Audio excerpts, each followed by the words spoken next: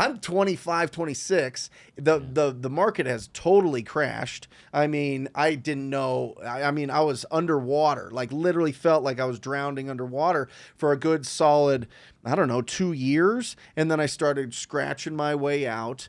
I joined a Remax brokerage that had a bunch of REO listings, which is the bank-owned listings. And I would be the sign call guy.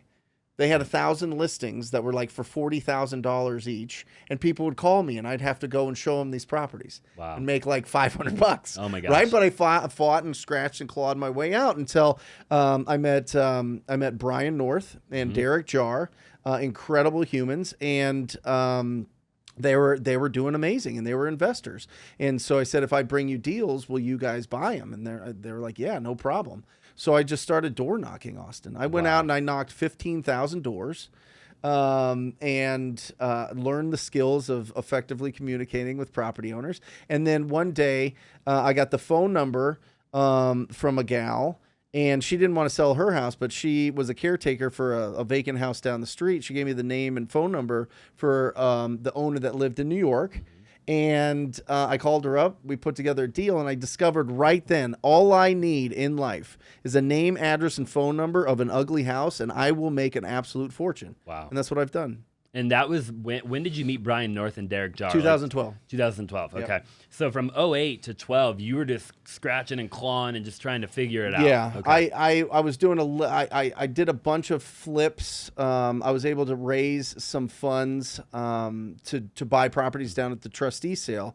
And so I was like, okay, I'm making these payments to this judgment. I'm doing okay. Everything's good. And then all the hedge funds came in and they started buying up everything at the trustee auction. So then that changed. So it's like, you know, if you, that's an interesting thing about real estate is if you're dead set on just one strategy, it's going to be pulled out from under you at some point. It is, especially if you're making money quickly with it, it's going to be pulled out at some point. So you got to always develop the skills of effectively communicating with property owners, because then you could use different channels to be able to find opportunities. Different exit strategies. Yeah. Were you wholesaling back in the day, like even before the crash? Like, because wholesaling wasn't as popular back then. So I mean, didn't know it. So this is what I did, Austin.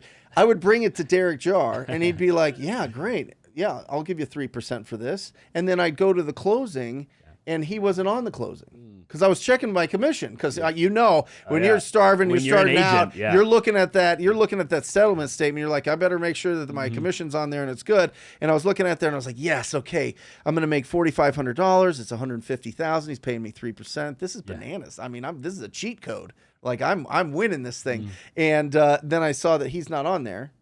And then on the buyer side, there was this interesting thing at the very bottom that said assignment fee, $30,000. And I was like, Derek, are you buying this property? He's like, oh, no, I sold it. I was like, how are you going to sell a property? You don't even own the property. How do you sell a property you don't own? He goes, no, I sold the contract. I was like, what?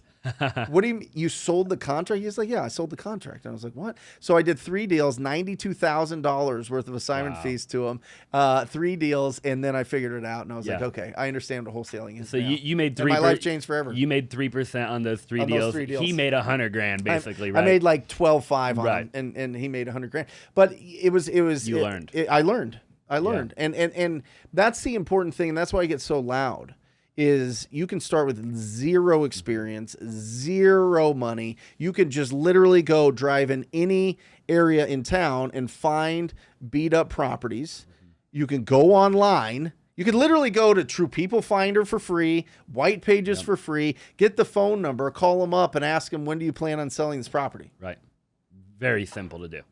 So why do people overcomplicate it then? You know, here we are with more information than we've ever had, right? You're really loud. Jamil's loud. I mean, a lot of people are loud about it, right? Sure. There's you can YouTube, there's courses, there's everything you could imagine.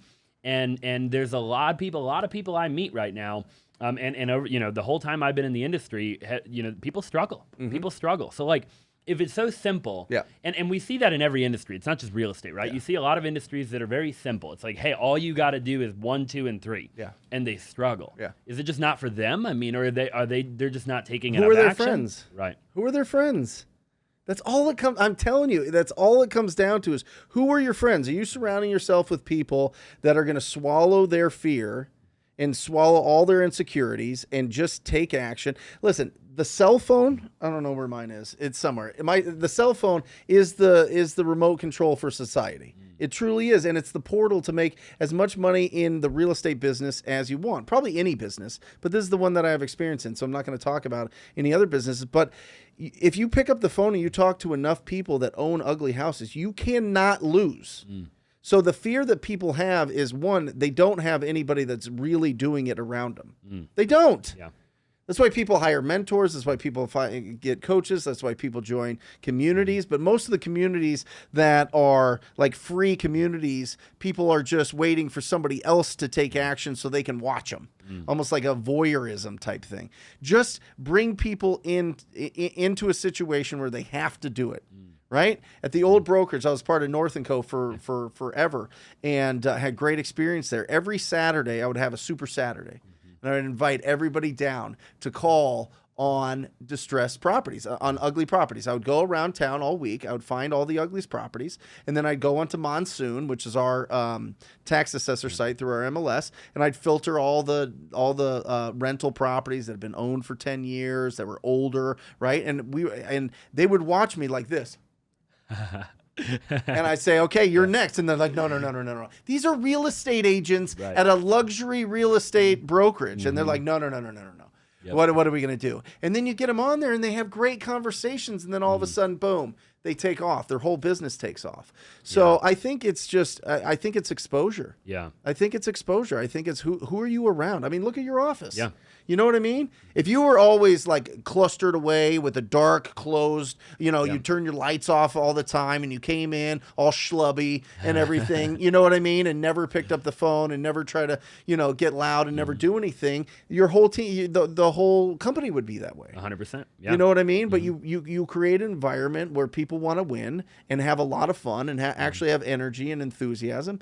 And, you can't lose, I'm telling you. No, you can't. I totally agree, by the way. And I love like just, talking to you and having the conversation. Not only am I learning, I know a lot of other people are learning